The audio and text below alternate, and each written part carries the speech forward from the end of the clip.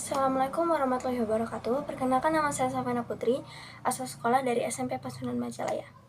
Pada tantangan bulan kali ini, saya diberikan tantangan untuk membuat cerpen sekaligus membacakannya.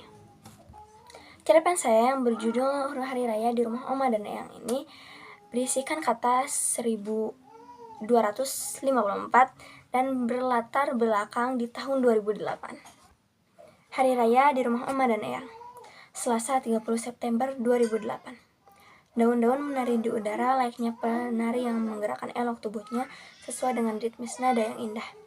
Burung-burung bersorak-sorai bak sang juara yang merayakan kemenangannya.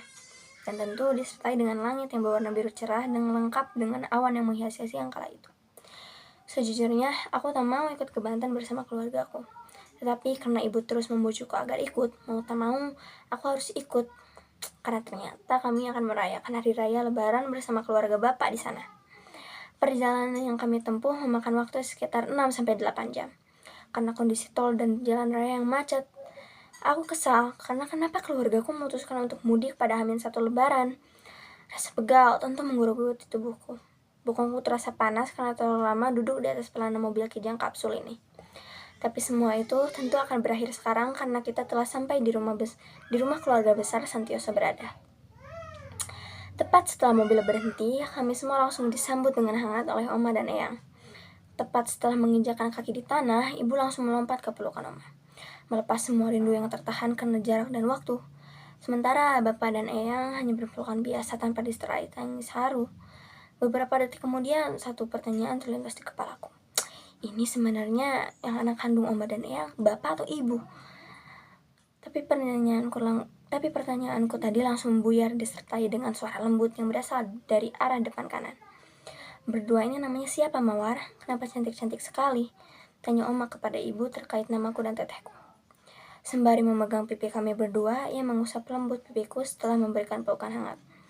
Ah iya, saya lupa. Ini anak-anak saya, Mah, cucumu, jawab ibu. Cucuku ini, aduh Tuhan, terima kasih. Papa, ayo lihat cucu kita loh ini, kata Oma sembari sedikit berteriak ke arah Eyang. Setelah mendengar pekikan Oma, tentu Eyang langsung menghampiri kami. Aku dan Teteh untuk melihat lebih dekat seperti apa perawakan kami. Setelah melihat Eyang, ada dua kata yang terlintas di kepalaku. Aneh dan seram.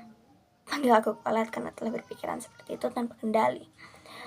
Mereka perpaduan yang sempurna, mirip dengan kalian tanpa ada sedikit kemiripan dengan yang lain, ucap Eyang setelah memperhatikan kami sebentar.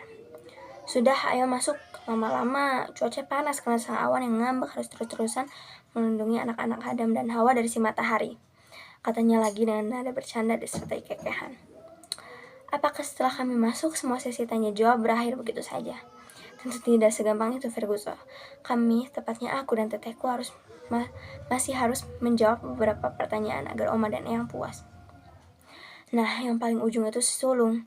Namanya Kiara Rasya Santioso. Tahun ini ia menginjak 16 tahun. Sementara si bungsu namanya Syafina Rusya Santioso. Tahun ini ia menginjak 13 tahun. Banyak sekali yang bilang kalau Kia lebih mirip denganku, sementara Vina lebih mirip Abarna. Apa menurut Mama juga seperti itu? Tanya ibu kepada Oma. Pada kali pertama Mama melihat mereka berdua, itu adalah hal pertama yang terpikir. Pasti Kiara lebih suka memasak dan Syafina lebih suka berteori ya? Tanya Oma. Jujur saja pertanyaan itu ada benarnya. Aku lebih suka memasak. Aku lebih suka membahas teori daripada membahas resep masakan apa yang akan kita gunakan hari ini. Sembari berdiri di depan kuali besar. Perlu diingat, aku dan Teteh adalah dua orang yang sangat berbeda, mulai dari fisik, mindset, dan pasti cara berpikir yang berbeda. Ia berpikir bahwa cinta adalah hal yang paling utama di kehidupan ini.